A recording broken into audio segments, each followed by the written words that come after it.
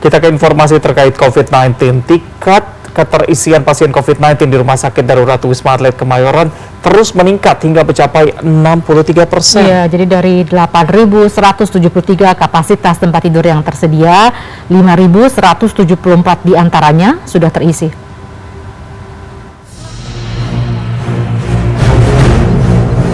Meningkatnya kasus penyebaran COVID-19 di Jakarta berdampak kepada tingkat keterisian pasien COVID-19 di Rumah Sakit Darurat Wisma Atlet Kemayoran, Jakarta Pusat. Kepala Humas RSDC Wisma Atlet Kemayoran Mintoro Sumego menyebut tingkat keterisian pasien COVID-19 di Rumah Sakit Darurat Wisma Atlet Kemayoran terus mengalami peningkatan hingga mencapai 63%. Total kumulatif pasien Omikron ada sebanyak 1.203 pasien. Dengan rincian 96% atau 1.141 pasien telah dinyatakan sembuh dan kembali ke rumah. Sementara 62 pasien masih menjalani perawatan. Pasien Omikron keseluruhan kumulatif yang dilawat di Wisma Atlet ada 1.203 pasien, 96% atau 1.141 sudah dinyatakan pulang sembuh, dan saat ini dirawat tinggal 4% saja atau 62 orang. Ini asimptomatis ada 10% dan simptomatis ada 90% ya. Asal negara perjalanan untuk Omikron ini pertama adalah dari Saudi Arabia, terus dari Turki, dari Malaysia, dari Uni Emirat Arab, dan dari Amerika Serikat.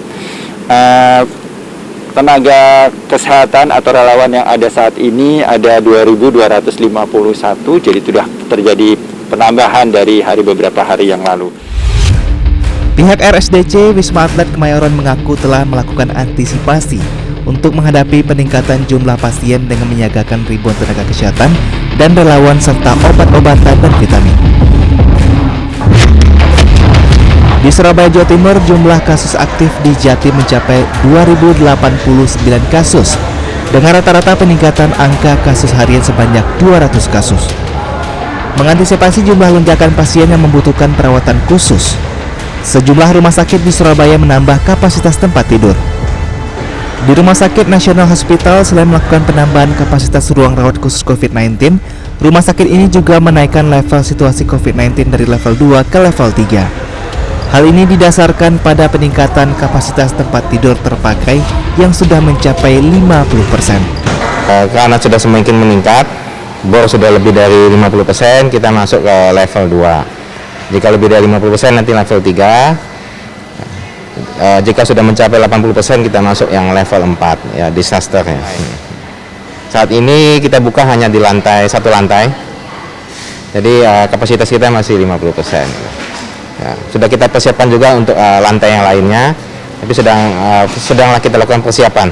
Jika memang dibutuhkan baru kita buka.